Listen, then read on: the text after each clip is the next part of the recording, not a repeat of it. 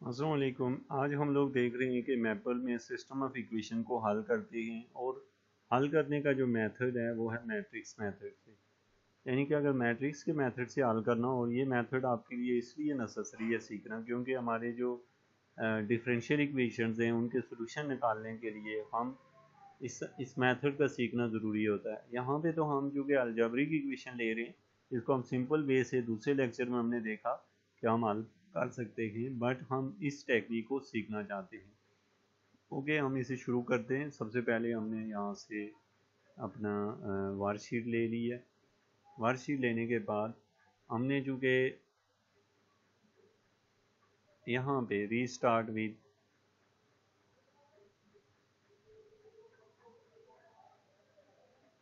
Copy करें,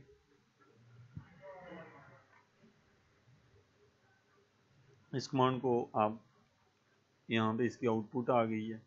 इसके अंदर हमारे पास जब हम लिखते हैं कि लीनियर अलजबरा की स्टेटमेंट, तो याद रखें कि हमारे पास मैट्रिसेस जो होते हैं वो लीनियर अलजबरा में आते हैं।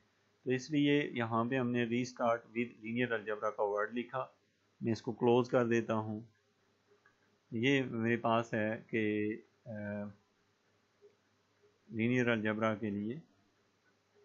अब हमने इसके बाद जो लेना है वो है हमारी जो सिस्टम ऑफ इक्वेशन है वो लिख ली। अगर आप यहाँ पे लीनियर अलजेब्रा का यूज़ नहीं करेंगे तो इसके लिए प्रॉब्लम होती है कि ये हमारे पास है सिस्टम ऑफ इक्वेशन।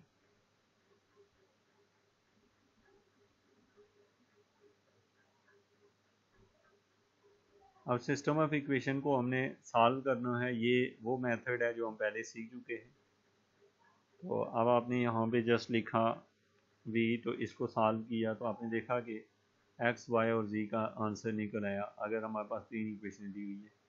इसी क्वेश्चन को हम मैट्रिसेस फॉर्म में लेके चलते हैं, और अगर हम इसे एवोलिएट लिख दें साल की जगह, और इसके साथ ये जो परसेंट साइन है इसका मतलब ये है कि जो ऊपर निकला हुआ है उसको न्यूमेरिकली सॉल्व करें। जब हम एफ़ का वर्ड यूज़ करते हैं इट मीन होता है कि न्यूमेरिकली, तो इस रिजल्ट को हमने एवोलिएट किया न्यूमेरिकल फॉर्म में।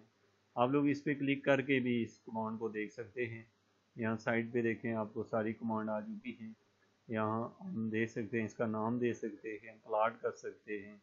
इसके अलावा इसको हम लोग सिंप्लीफाई कर सकते हैं। ये सारी वैल्यूज़ यहाँ दी गई है।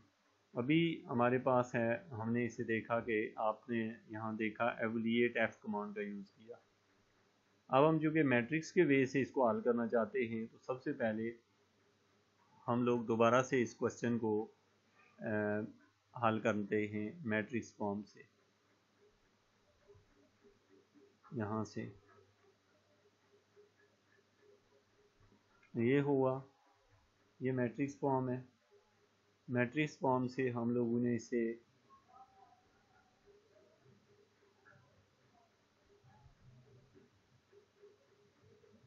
यहाँ से जो है इक्वेशन को इस फॉर्म में लिख लिया, यानी मैट्रिक्स फॉर्म में। तो इसका मतलब ये है कि आपने यहाँ पे जो लिखा है, मैं साइज़ बढ़ा के आपको दिखाता हूँ। ये जो लिखा है कि हमने लिखा है general matrix equation X Y Z. अब आप इसमें ये समझें कि अब आपके पास है जो इक्वेशन यहाँ दी गई है, यहाँ पे जो हमने वर्ड लिखा है ई क्यू, मैं यहाँ सपोज़ इसका नाम जो है ई क्यू की जगह खाली में जी रख लेता हूँ। जब मैं इसको जी रख के सॉल्व कर रहा हूँ तो आप देखें तो यहाँ पे मुझे एरर दे रहा है, बिकॉज यहाँ पे आपने वही नाम रखना है जो इक्वेशन का है। तो ये हमने लिख लिया इसको जी, इसकी जगह जी, तो ये हमारे पास इसका रिजल्ट आ गया। आपने ये देखा कि यहाँ पे हमने लिख लिया जर्नल मैट्रिक्स GEN, और ये journal matrix. Let's suppose students, आपका मसला ये है कि आप जब ये कमांड लिखेंगे जर्नल मैट्रिक्स की,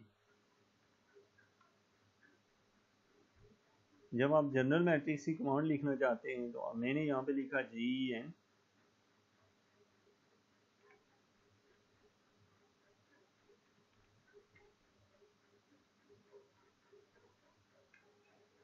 जनरल मैट्रिक्स। जनरल मैट्रिक्स में मेरे पास है यहाँ XYZ लिखा हुआ है, तो आप लोग यहाँ पे अगर 2 वेरिएबल है तो यहाँ पे 2 लिखेंगे।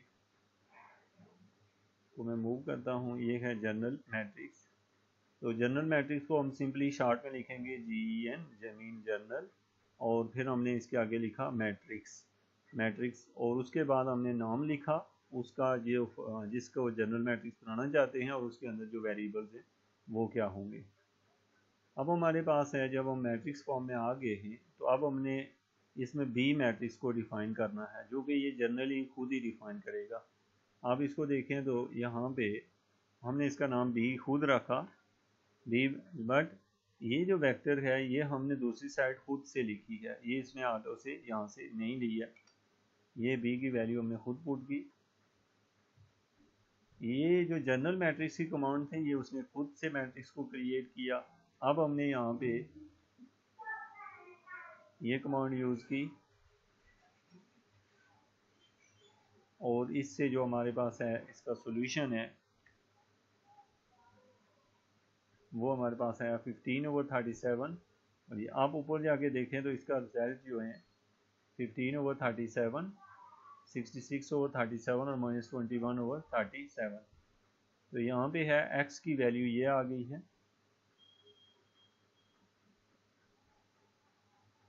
तो यहाँ पे जो फाइनली हमने कमांड यूज़ की है वो है लीनियर सॉल्व की कमांड। लीनियर सॉल्व हमने सॉल्व किया ए और बी को, ए मैट्रिक्स को बी मैट्रिक्स के साथ।